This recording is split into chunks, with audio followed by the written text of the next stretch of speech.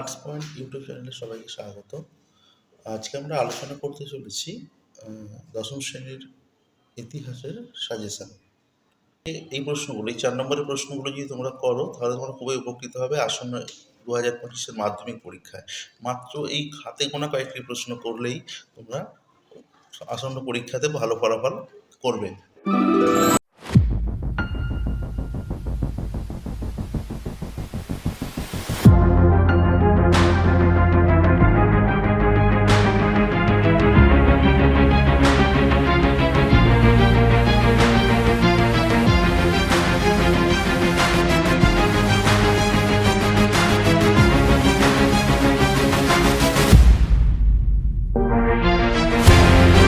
প্রশ্নগুলোকে খুব ভালো করে রেডি করো এবং ধরে ধরে প্র্যাকটিস করো, দেখবে তোমরা অবশ্যই উপকৃত হবে।